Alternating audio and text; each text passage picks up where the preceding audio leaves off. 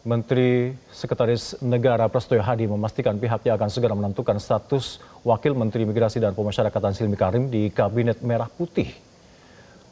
Pemirsa, langkah ini menyusul penetapan dari Silmi Karim sebagai tersangka dugaan korupsi oleh Komisi Pemberantasan Korupsi KPK. Prasetyo Hadi mengatakan pihaknya telah berkoordinasi dengan Menteri Imigrasi dan Pemasyarakatan Agus Andrianto. Hal ini untuk memastikan pelayanan publik di lingkungan Kementerian IMPAS tetap berjalan dengan normal. Ia menegaskan pemerintah terus menyerahkan sepenuhnya proses penanganan perkara ini kepada aparat penegak hukum. Pemerintah menghormati seluruh proses hukum yang tengah berjalan dan akan menindaklanjuti implikasi administratif sesuai dengan ketentuan yang terus berlaku.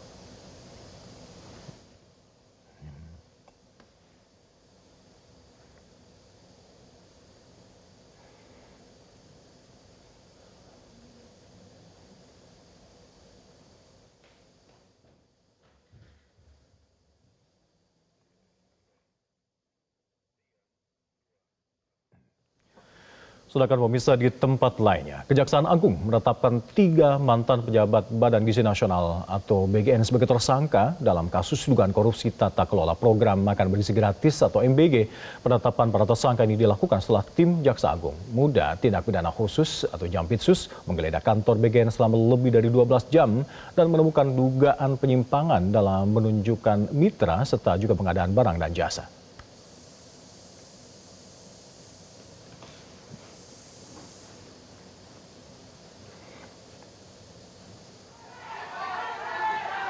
Kejaksaan Agung resmi menetapkan 3 mantan pejabat Badan Gizi Nasional, yakni Dadan Hindayana, Sony Sanjaya, dan juga Ludwig Kusum sebagai tersangka pemisah. Penetapan ini dilakukan setelah penyidik Jampitsus menggeledah kantor BGN dan mengumpulkan sejumlah alat bukti berupa dokumen dan data elektronik. Dalam kasus ini, penyidik menemukan dugaan penyimpangan dalam penunjukan Yayasan Mitra Satuan Pelayanan Pemenuhan Gizi atau SPBG. Sejumlah yayasan yang ditunjuk diduga kuat terafiliasi dengan para tersangka, namun tetap lolos melalui rekayasa proses verifikasi pada portal Mitra BGN. Menurut keterangan pihak Kejaksaan Agung, yayasan ini pemirsa memperoleh alokasi dana hingga miliaran rupiah setiap harinya. Bahkan para tersangka diduga melakukan intervensi dalam proses pengadaan barang jasa hingga tidak disusun berdasarkan kebutuhan nyata yang ada di lapangan. Temuan fantastis penyidik ini mencakup pengadaan 21.801 unit motor listrik senilai 1 triliun rupiah dan terdapat pula pengadaan 32.000 pasang sepatu. Lebih dari 31.000 unit tablet dan juga 5.400 unit televisi berukuran 75 inch. Seluruh pengadaan ini pemirsa diduga kuat tidak sesuai dengan kebutuhan program dan mengandung indikasi penggelembungan harga atau markup dana. Untuk kepentingan penyidikan lebih lanjut pemirsa, ketiga tersangka kini langsung ditahan selama 20 hari ke depan untuk ditahan di rumah tahanan Salemba, cabang Kejaksaan Agung. Sejak tadi malam memang kami melakukan penggeledahan di beberapa tempat selain kantor.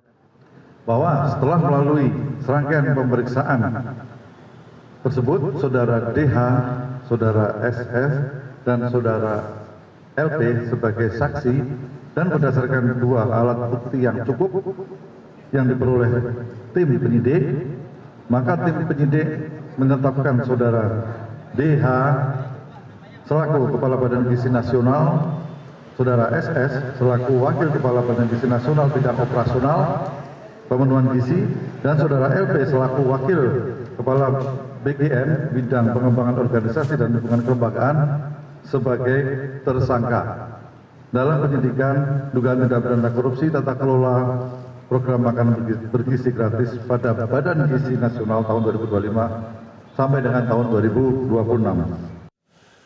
Sementara itu pemirsa, Presiden Prabowo Subianto mengatakan keputusan pencopotan pimpinan Badan Gizi Nasional atau BGN dilakukan setelah dirinya menerima laporan adanya kejanggalan dan juga indikasi penyelewengan dalam pelaksanaan program makan bergizi gratis. Prabowo mengaku mengganti para pimpinan BGN ini bukanlah keputusan yang mudah, apalagi 3 pimpinan yang dicopot adalah orang-orang yang selama ini dekat dan mendapatkan kepercayaan Presiden untuk menjalankan program-program prioritas pemerintah. Saya terpaksa mengganti orang-orang yang sebenarnya saya sayangi, orang yang saya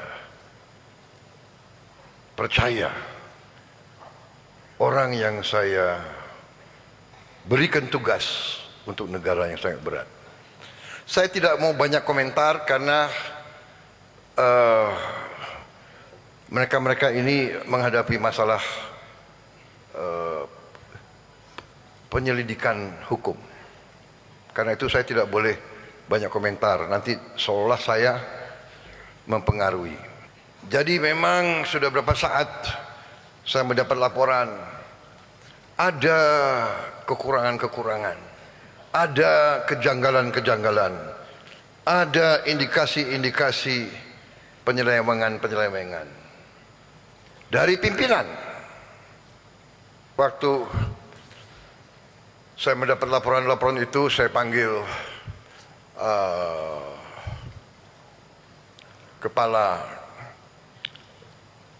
BPKP, Badan Pemeriksa Keuangan Pemerintah, dan juga Kepala PPATK, dan saya panggil beberapa pejabat lain. Saya tanya, tolong saya mendapat laporan tentang BGNB.